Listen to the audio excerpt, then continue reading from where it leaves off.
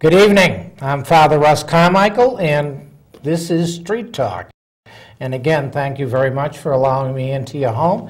And tonight, I believe, as I said last week, we got a great show. I am very, very happy. Sitting across from me, is my guest and presently or past president? Immediate past president. Immediate past president of the NAACP. I have Carolyn Vermont, and beside me, sitting here, Dennis Bradley, Attorney Dennis Bradley. And of course my co-host is sitting right here aside of me.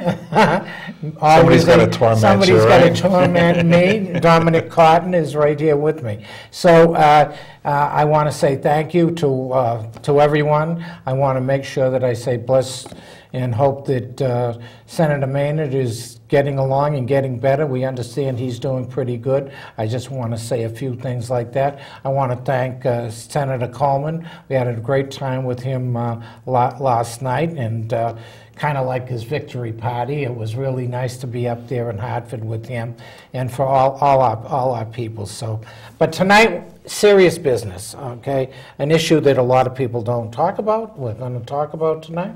It's the black and white issue. We're kind of blessed because we happen to come from integrated families, so we skate along. But I am white. I mean, there's no question about it, and we want to talk about what's really happening and actually what's going on in your area. And Carol, I'd like to start off. Maybe you can tell us a little bit about yourself and what you're presently doing. Okay, as far as a little bit about myself, I live in the greater Bridgeport area, and I serve as the president of the NAACP down there. Currently involved with a lot of community work, working with young people, trying to help them at this time to get an understanding of their current circumstances, and also where do we go from here. Yeah, this has been a tough. This is very tough at the present day. I mean, in what's happening across the country, the violence that's happening. Are you doing any programs, or are there any things that are going on right there now in the city? Well, in Bridgeport, since the verdict, the Ferguson verdict, we have had a march. It was headed by the IMA, the Interdenominational Ministerial Alliance, and other groups, including myself, have really been trying to educate the young people. Right now, especially being a mother of a black male, we do really know the seriousness of what it means to be a black male in America. I mean, my son, he's employed, he's educated, he's a law-abiding citizen, but just the color of his skin still puts him at a level of danger that he really should not be experiencing on a daily basis. Yeah, when he walks out of the house. Exactly, as soon as he walks out of the house, house, gets in the car, driving down the road, depending on what community he's riding in, he has to worry.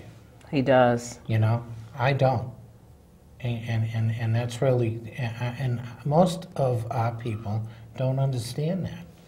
They do not understand that at the grass bottom level, okay, at the community level. Okay, I do not believe that anybody that's white in America understands that when you walk out of a house, you're an attorney. And I'll bet you there's some places that you ain't going to get a taxi. Yeah.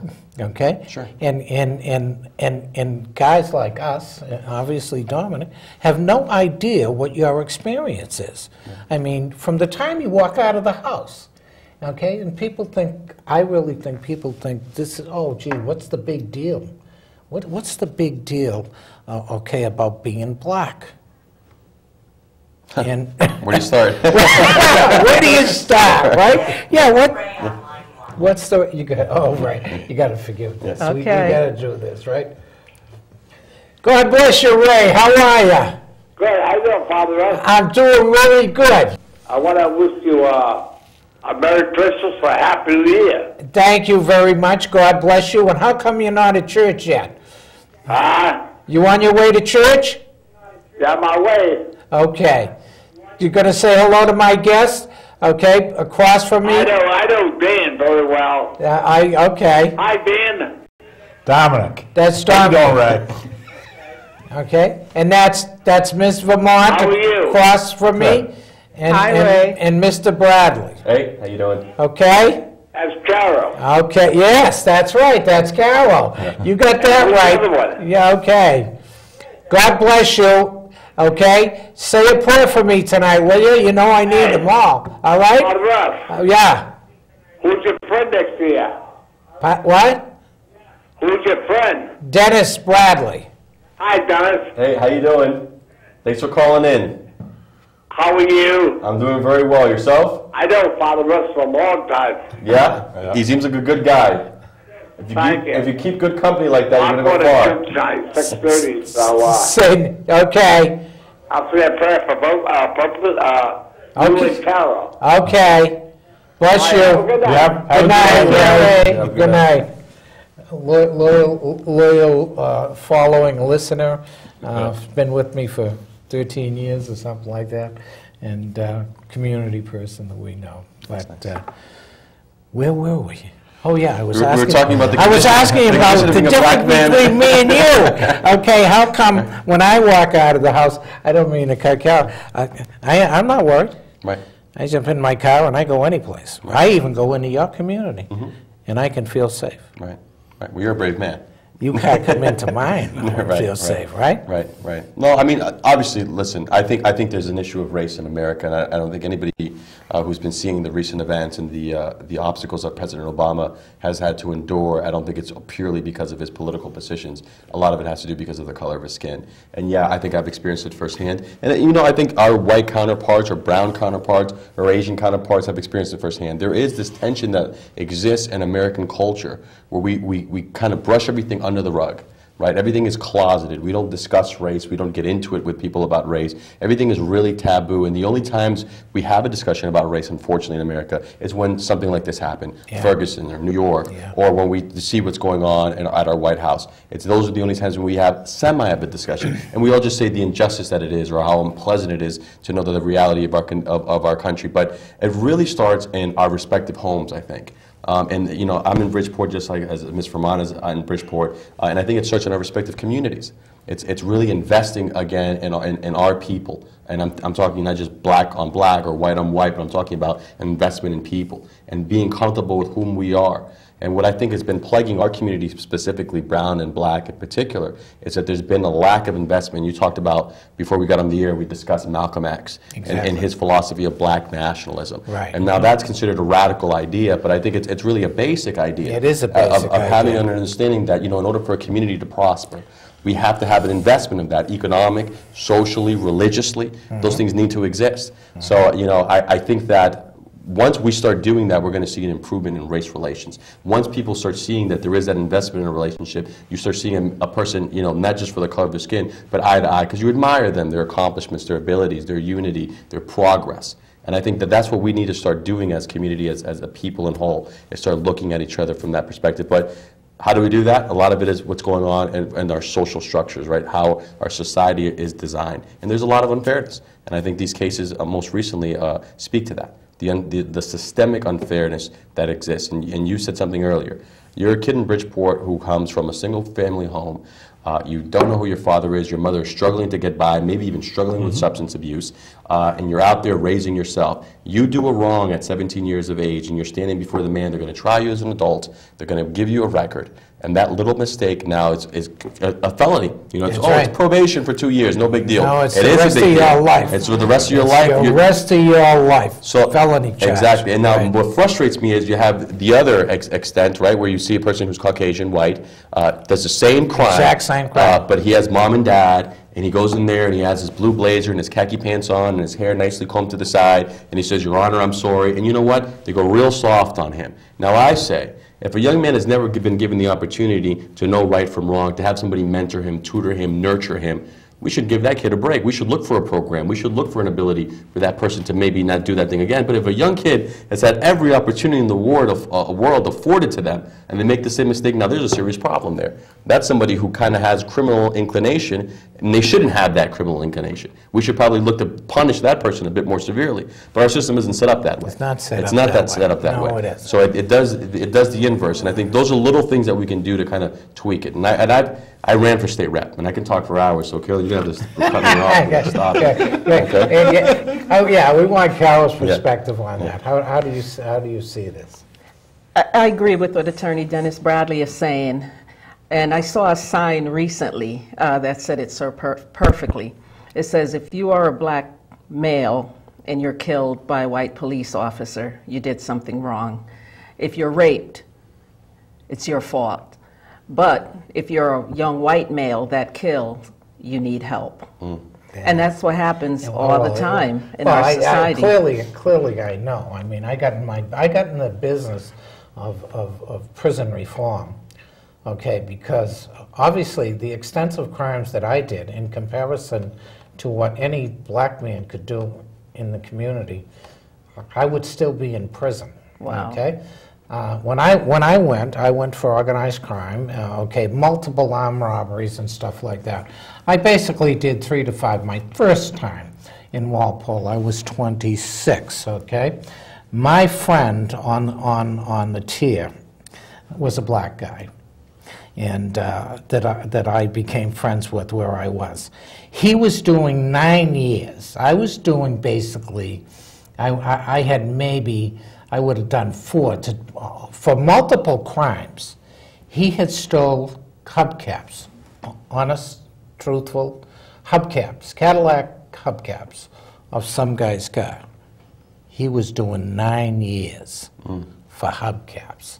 So I always used the hubcap thief kind of thing. 9 years, and the only reason he was doing 9 years is because he was black. He didn't have the kind of political power. He wasn't white. He didn't have that. When I went into court, it was an unfortunate thing you did, Russ.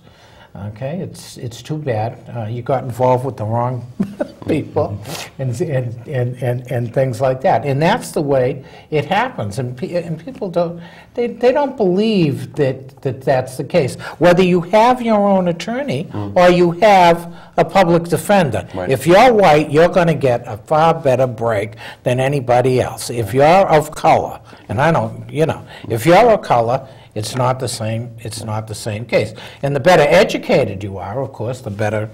Again, it's unfortunate you made a mistake.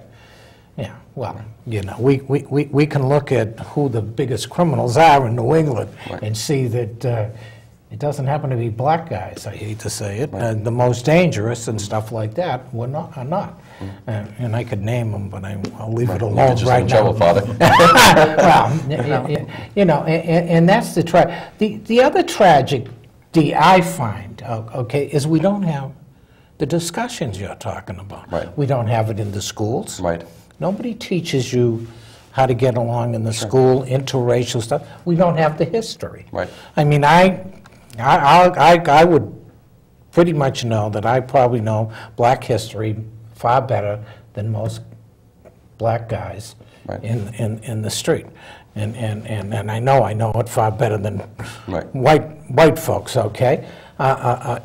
Because it is important that you know your roots, okay? When I went to prison and we was talking about gangs and stuff like that, all the Italians had an Italian history, okay? Maybe you come from the North End and stuff like you come from Newton, where I came from, okay? But you had a history. The Irish guys had a history. All the black guys, they had the block. That's what they had. They had the street. They didn't even have African history. They had none of that foundation. Okay, and you hear, and I really believe that that's part of the key of how we deal with stuff. You're absolutely right, and I think there was some value to segregation, because in segregation we taught our own children, so they knew our history. We purchased from our own stores, so economically we were doing better. But now we're integrated. Our kids are with other students who don't look like them. And unfortunately, the history books are just not reflecting the history of black children. The real history. I was This gives you a segue Yeah, I into know, what he we does were already. talking about, right? We were actually having this discussion last night, and one of the things we were talking about was, even though America's a great melting pot, it's not really a melting pot. I mean, everybody is integrated in different levels of society, but they're segregated into their own communities. And I think there's a lack of understanding sometimes within that. I mean, I know my own personal experience. I came here in 1976. I came from England. My family, I didn't know of anything that was discussed. I was 8 years old about racism or anything else along those lines. And so, my first experience in the school systems and where I grew up down in Norwalk, I think you learn to a certain degree. There were certain areas of the town that you should be scared of, right. that you shouldn't go in and towards. Obviously, I think your views as you grow up and you understand and you have interactions with people, and the more interactions you have with people, I think the better understanding that you have of what the situation of race is. Mm-hmm. But I think a lot of people are very they're afraid of having this discussion because they're afraid of being labeled racist. Right. It's Sure. And I think, to me personally, that's one of the reasons people don't talk about this is because they're afraid, somebody's going to call and they're going to call me a racist. Right. And that's like, I think things have changed, obviously, from the 60s through the 70s through the 80s, and I have a better appreciation, actually, of the generations that are kind of coming up now, because I do think that they think differently. Mm-hmm. And I think that they think more integrated, and you could probably talk to this, more, in your community. But I know, I think the acceptance level, and the ability to be able to have these discussions, even I don't think that people who are, in their teens, late teens, early 20s now, have the same point of view that you or I might had growing up, and I think that's a credit. I ask you, how do you feel about? Do you No, I do you think you're believe right that? to an extent. Yeah. And I look at the election of President Barack Obama, our first black president, and you had a lot of young people, white young people, working Right. on his behalf. A whole different generation, a different way of thinking, not really looking at the color of skin, but looking at who's the most qualified person. Scared the crap out of a whole party. Our country. Seriously, right? Yes. Seriously, they are scared to death. Scared to death. Yes. Okay, they didn't look at the demographics. They're scared to death. Okay, and they got a right to. They should be scared to death because they've oppressed people so long.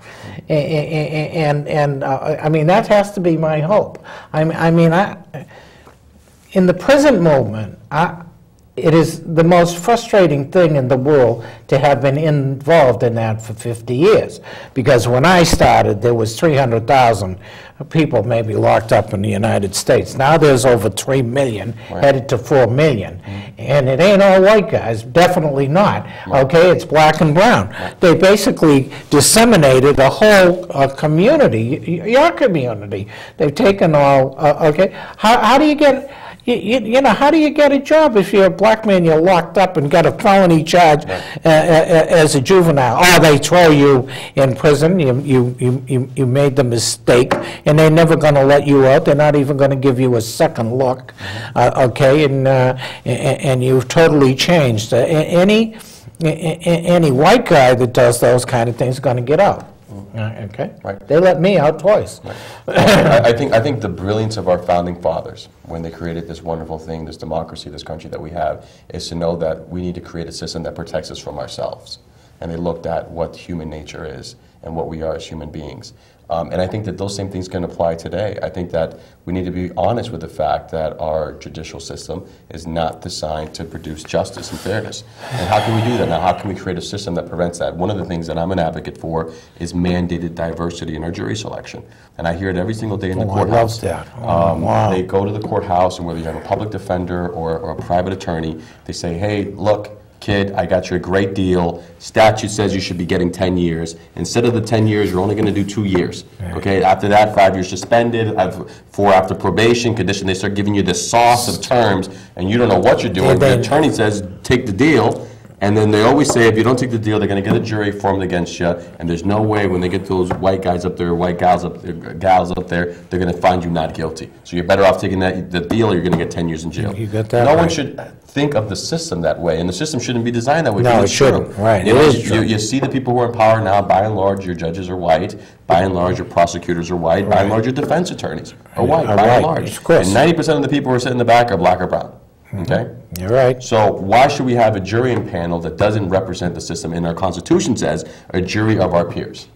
And last time I checked, my peers weren't all white or all black or all brown or Asian. You know, I think that if we're going to be fair and allow this system to be great, let's do the same thing we do in our colleges: mandated diversity. Mandated The same thing we do in our diversity. corporations: Right. mandated Mandated diversity. diversity, yeah. So we say, okay, our community is like comprised of 60% of a certain race. That should be represented in our jury selection. We shouldn't impanel a jury that's all white. That's something that's just fundamentally unfair about seeing something like that. And I think we would all feel that way. You know, if we were impanel an all-black judge, all black prosecutors, all black defense attorneys, and an all black jury, I think the white guy who was sitting there would be like, there's something wrong with this picture. Someone's not going to understand what happened that day. Clearly. So I think that's something simple. And then the other thing we were talking about that I'm a big proponent of, and I know Massachusetts, under Governor Deval Patrick, he's been a huge proponent of, and I agree wholeheartedly with that, is that we should limit our background checks.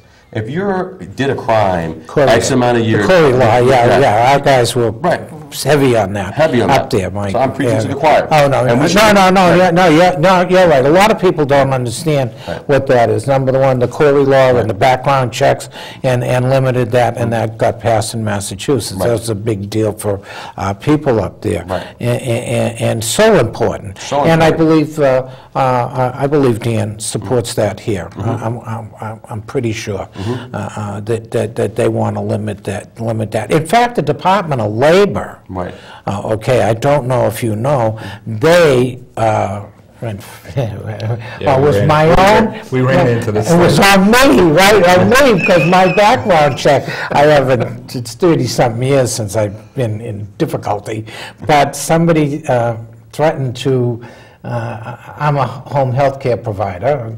You know, I held a master's degree, should be more, but okay, and I've been at my job for many years, okay, but and they were going to try to remove me from my position, and they were going to use my background.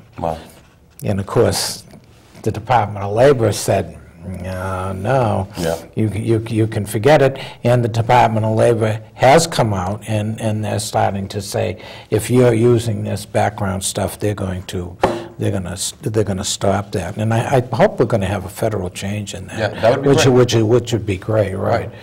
But that destroys you, puts you right out of stuff. That's what we were just talking about. You know, your son goes out, you make a mistake, or your son or anybody in the black community makes a mistake, you get a felony charge. You just blew out your ability to work any place. You ain't going to become an attorney, that's for sure. Yeah, good luck. And not even for these positions of prominence. Something as simple as if you want to be a construction worker.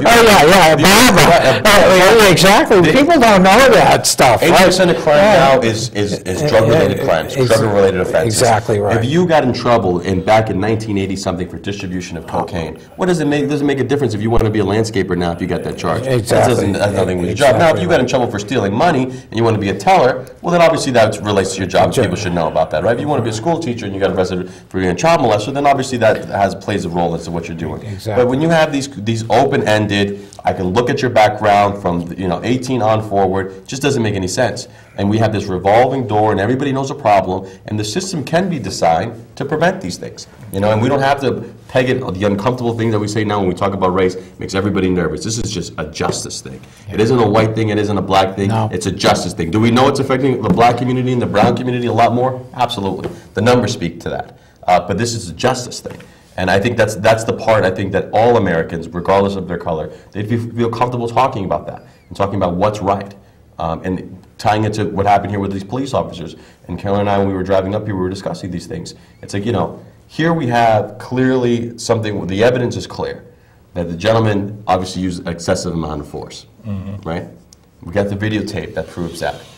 It's a justice thing. It's all It's justice. a justice thing. Exactly. But how do we prevent these things? I think by implementing these things in our jury, by having a jury more representative of the community. I think it'll take a step forward by having these cameras more accessibly available, and then by electing officials who are going to stand by the people and say, you know what, we're not going to tolerate that. And I know the mayor of New York has done a great step in that, taking a lot of heat, but we need to see more of that. People coming out saying, we're not going to tolerate these type of results. Well, I think body cameras helps with a lot of things, Yeah. but I don't think it fixes everything. Right.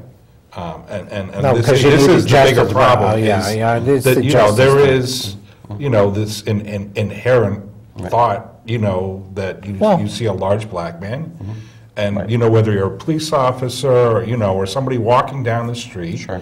you are scared, and that is the part of things that really needs to be addressed. It's never going to get that way just for body cameras. They'll help. Yeah, no, that's the problem. Yeah. What you just said is the problem. I ain't scared. That's the problem. I see a black guy coming down the street, I probably want to hug him. I think he's one of my partners, even if he's a bad guy. Jackson, and some of them live in your community that I know.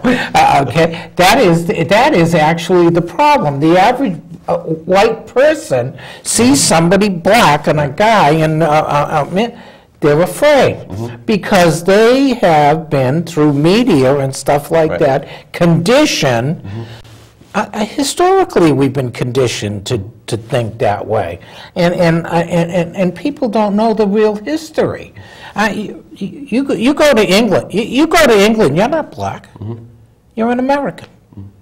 You go to France. You go any place. It isn't about your blackness. It's where you're from. Here, you're black, and I'm white. Right. And only here, and that history is here. And this history comes through the labor movement. I'm a serious labor union guy. My labor guys go crazy when I talk about this. But it happened, a lot happened when the Irish Celts come over here and become part of the major working force. Even though they were considered the poorest wretches on the planet at the time when they came here, and they were taking jobs and stuff like that, low, meaningful jobs to survive. They had black slaves and black free people who had better jobs than them. There wasn't a racial white-black thing. It was just a matter of economics, like you were talking about. It was a matter of economics. Well, labor had to make a change in that. You had to make the Irish guy have something better, even if he had a lower position than a slave. So they made him white. So what the hell does white mean? We all bleed red. Exactly. White is about the stupidest. It doesn't make you more intelligent. Because I'm white, I'm more intelligent than you. You're an attorney? I don't think so. You're a pretty bright guy. But it's not my skin Sure. that makes my Right. and that's the point. It isn't my skin that makes me sharper or more intelligent or anything else like that. It isn't my skin that makes me a poorer or better athlete or any of that stuff. That is the most ridiculous thing you can do. And there's let me try and do scientific studies that I got a better brain because I'm white than you do.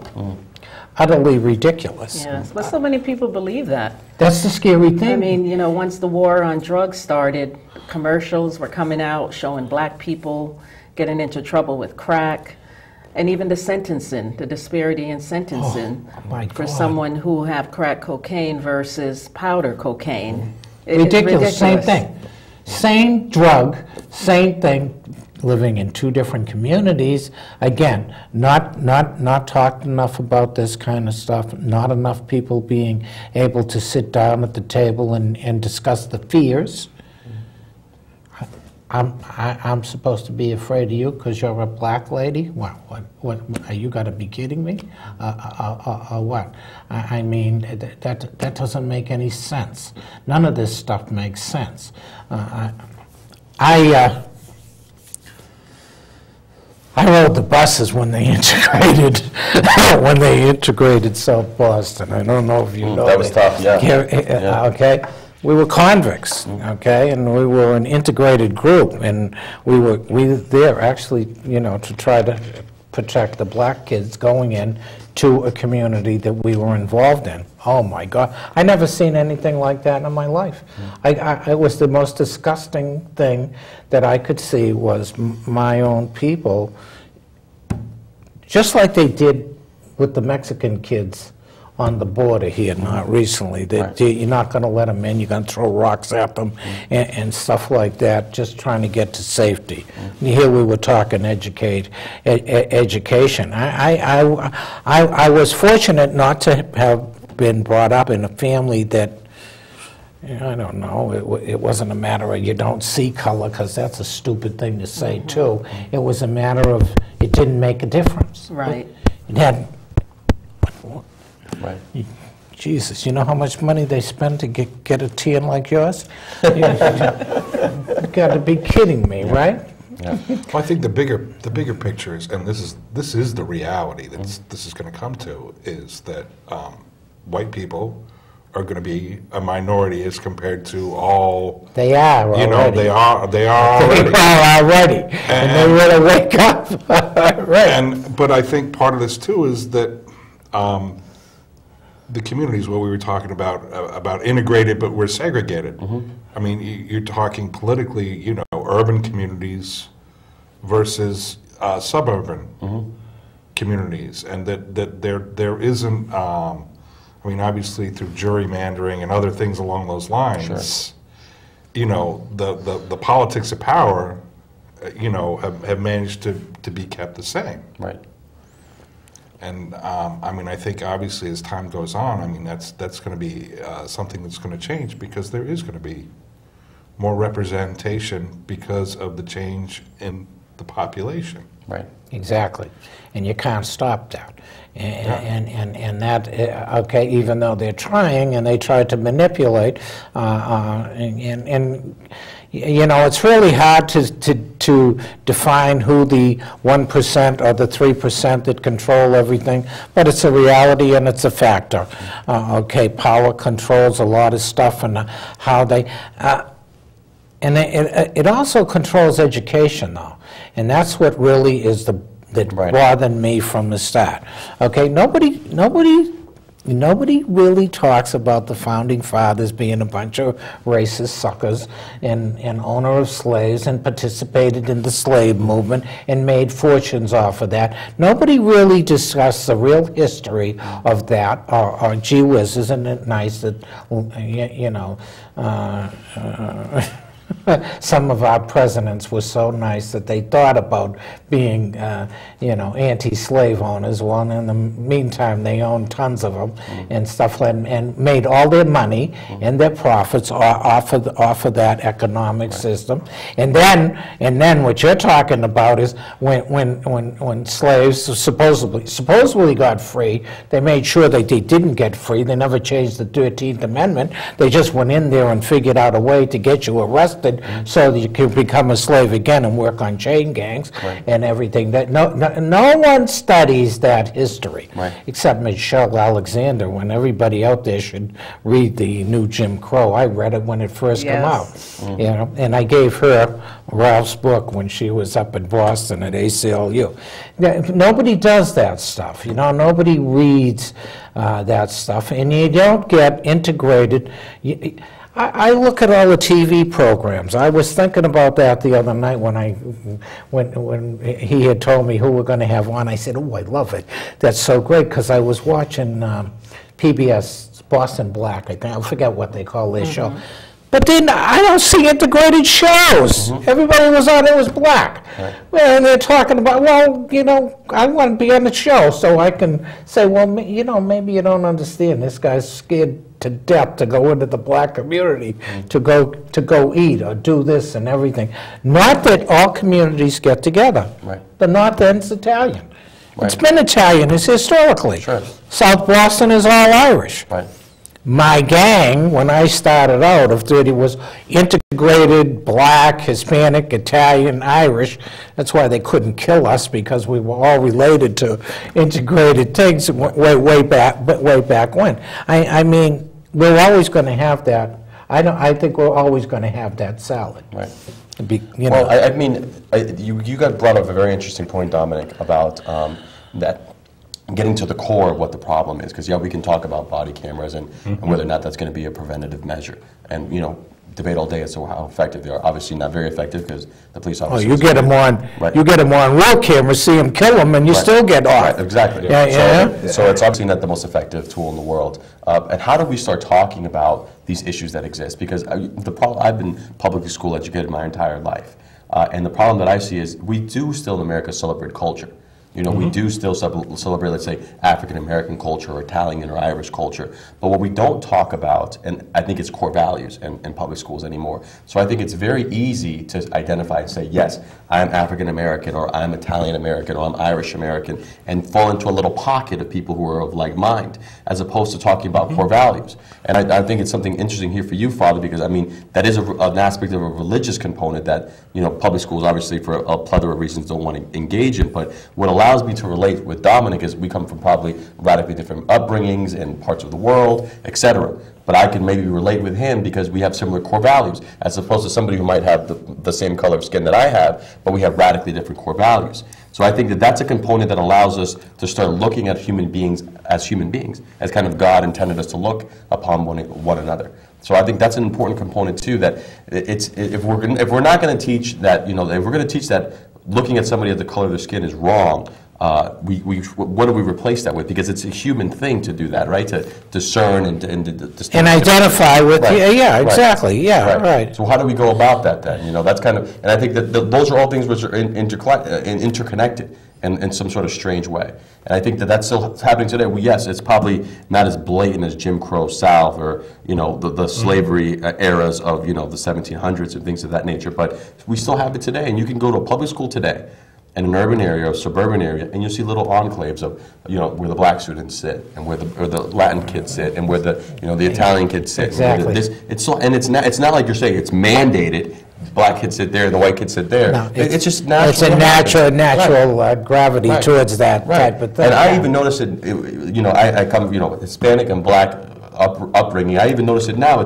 I could hear someone speak Spanish, all right, and have a natural affinity towards them. And when we sit down and talk, we have nothing in common, other than the fact that we happen to speak the same language. We speak the same language, yeah, exactly. But, you know, it's that reflection of what human beings are and understanding their core values and who they are as human beings to give them value, to look beyond the fact of the language they speak or the color of their skin. You know, and I think that's the big problem. I almost laugh when I hear the Republicans be anti-immigrant. If you sit down and speak to most immigrant communities, they sound like Republicans. They are Republicans. They sound like Republicans. I know it. And to think that the Republicans are against them, it's examine the core values. This is limited. You know what I mean? Like, you know, I know it. Lack of problems with social programs. Don't tell them. Right. It's just like, you know, it's radical Republicans. Exactly. I think that is a part of what I hear. I mean, out of Republicans. Is that what they call the entitlement mentality. Right. They think that that everybody you know, from those communities thinks that they're owed something, and that's why, I mean, I realistically, I mean, I work with people who have disabilities. I work with people with brain injury, and you know, they're a poverty community. Right. And these programs that they aim, you know, at, you know, saying limiting food stamps or or limiting other things along those lines. I don't think they have a clue how diverse Right. those groups are, and the fact that they're not, they're aiming that, and it's aimed at everybody. It really affects everybody, and I don't think that they understand that. Right. And you were talking about Obama and what he's faced within that. I mean, to me, the level of disrespect that you have seen, in the way that they handle these things, from a Supreme Court justice to, somebody, jumping up in the middle of his speech and talking. Right. It's beyond me. It really does. And, they can say all that they want on some ends of it, but, that's their problem at the core. Right. Yeah. Right. So, I think we have a long way to go. I mean, right now, one of the things that really concern me is the school-to-prison pipeline. Oh. And that is really sad, that by a certain grade, you can estimate what percentage of these students will end up in prison. And we continue building these prisons. It seems to be big business these days. Very profitable. And, it's more and more blacks that are ending up Exactly in these right. prisons. Exactly right. Well, it's And one of so the I number one businesses in the country, one of the fastest growing, economically. We throw people away, and you're absolutely right. It is targeted. I call it targeted at the black and the brown communities, and that have no voice. You're absolutely right. I mean, the hardest thing that I do, and it's all about voting. When I did in Massachusetts, was one of the things we really learned in the prison. You got to vote. You got to get your family out and vote. When I started in the early '70s, it was obviously integrating all our aspects of our prisoners.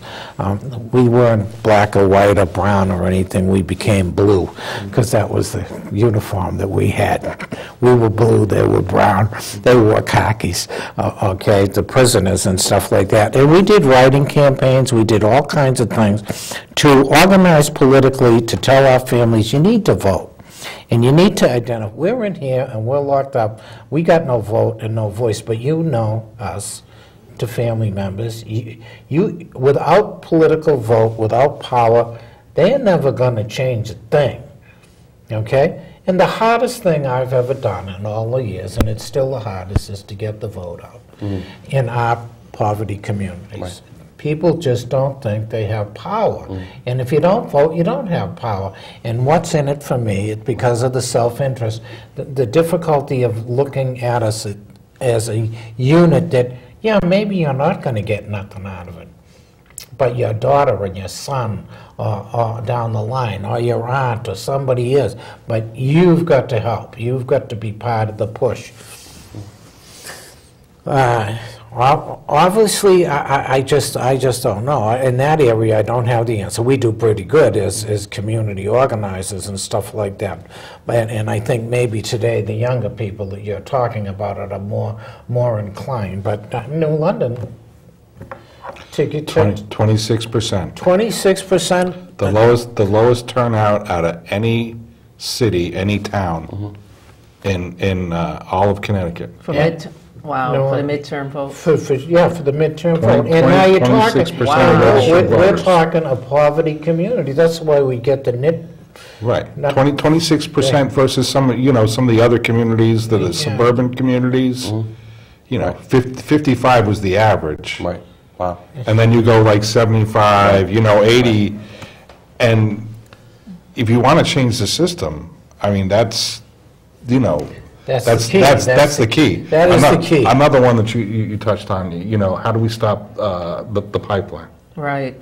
I know right now they're in the process of doing Raise the Age. And I know because you can watch them on CTN, Representative Walker out of New Haven, is putting forth this huge effort, and it's really to get all the communities that are involved in justice and everybody in the position where they can divert people out of the criminal justice system for those non-violent crimes, so that they're not tried automatically in as an adult, but also how do they figure out what's the best way to help these people as far as what assistance they could be used in order to divert them from the criminal justice system, because you're right, once you have that record, it isn't. And I say that personally because my stepson, he got arrested, got involved with drugs, and he went into jail for a while. One of the things, well, you can do all that stuff. If you got no hope and you got no job and you got nowhere to go, okay, I mean that's it. Where's the job development in the communities that we're talking about and need to be, The thing about them is that they're there, but we're not part of the equation. That's the problem. If you go see Boston and see how they've grown, I mean, Dorchester isn't what Dorchester used to be. No, it isn't. Mattapan isn't what Mattapan used to be. No. It's grown incredibly. Yeah. Bridgeport, we have a wonderful project down there in Steel Point, and it's these are impoverished areas. When you look at the guys who get the contracts, it ain't people from the community. Ain't them. Okay, and if you look at the guys who are just simply working the jobs, it ain't people from the community. It ain't them either. So I mean, that's like New Wood. And that's state money. That's something that we can say, hey, you got state money.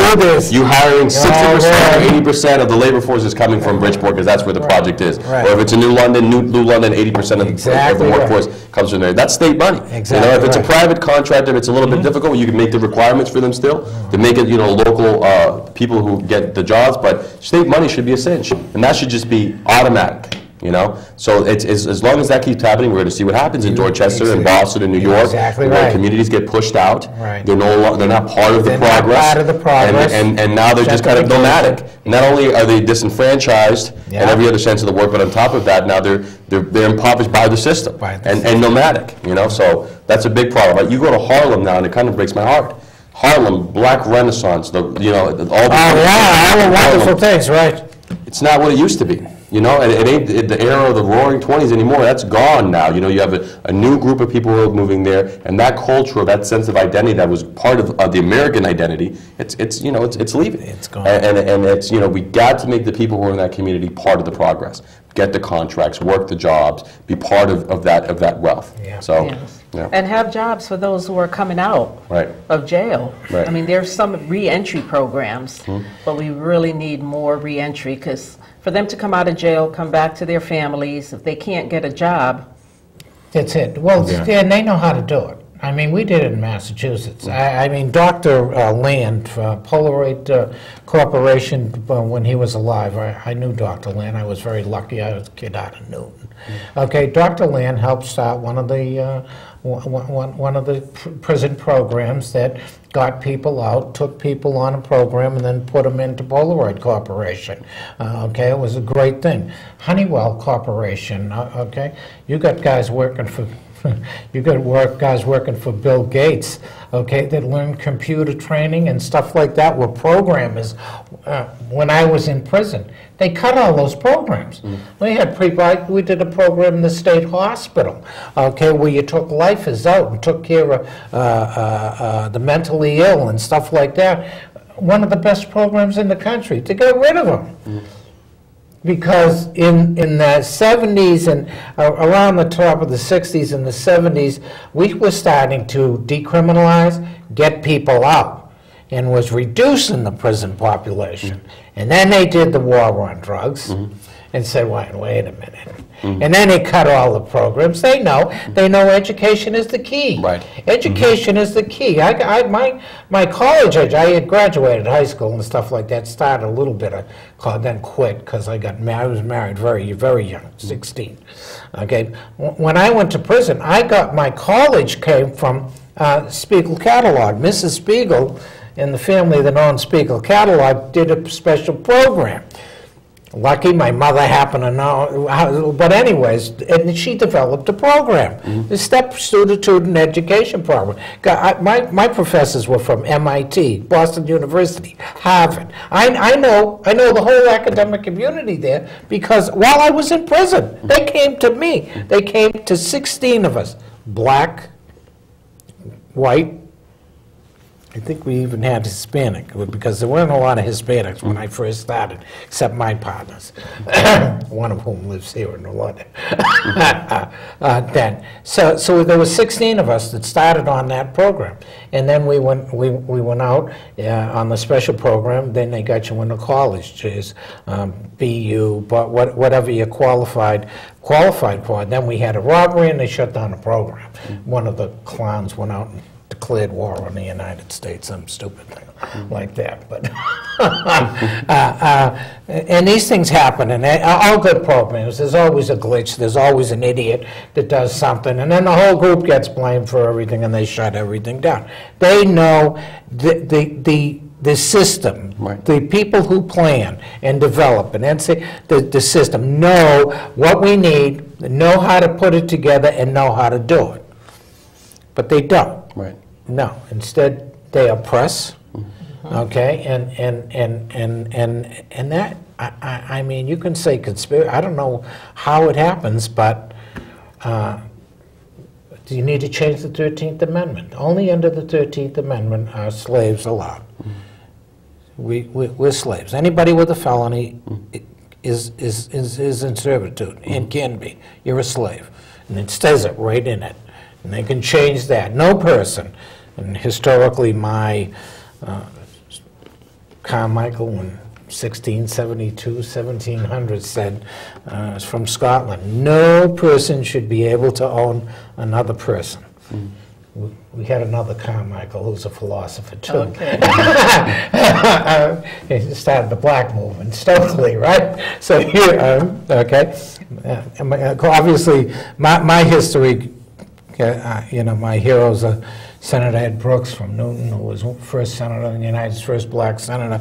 So my history of anti-slave and black stuff goes way back, and people just don't know. Right. They just don't know, and there's no real education. Right, and I think that's where we have to do more and start educating our communities, especially when it comes to laws and making lawmakers accountable. I mean, the war on drugs sounds great, right? But we didn't realize it was going to be a war on black people. That's really what it turned out to be. That's exactly what it turned out to be. That's exactly what it is. Yeah, I know. I just looked at that time. I can't believe it, right? Yeah. Okay, we haven't even got into a real discussion yet. You both got to come back. I'll be happy to. Okay. It's a drive, but this is a pleasant conversation. What about if we could go even the other way? Oh, that's right. There'll be a Norwalk starting in January. Yeah. We're actually broadcast off of Norwalk. We have a studio in Seymour. We don't have a studio. Oh, it's a Seymour. Okay. We just did our first taping on Tuesday down there. So. See, Seymour is closer to us. Yes. Because these are important discussions. We could. I know that we could be here all night talking about issues, especially in the justice system, especially what you're talking about. I mean, that's been my whole. You call it I call it the tunnel system. You call it the. How do you refer to it? Pipeline. You call it the pipeline, right? Same. School to prison. School to prison pipeline, and that's exactly what's happening. 10th grade, 50% of the kids drop out here in New London. Where are they going to go? Wow. You can't even get a job in McDonald's. It's hard with an associate or bachelor's degree to get a job. If you don't have a high school diploma, I can only imagine. I mean, that's going to be a tough little hurdle for you moving forward. You're dead mean. Right. You're dead mean. Right. Go ahead. You got 1 minute. That's God bless. Thank you for having us. Carol. Oh, man. We got to do this again. Father promises, okay? We got to do this again. Okay? because these issues are the most serious issues that are facing us here in America today. I don't care what anybody, our race relations have to change, where people have to know where things come from and what's happening, and our system has to change. There's no doubt about it. I love you folks out there. God bless you. Thank you. And we're going to, we got a tape next week? Next couple of weeks. Next couple of weeks, we won't be on live. You could have called in, you know, but we're on tape. God bless you.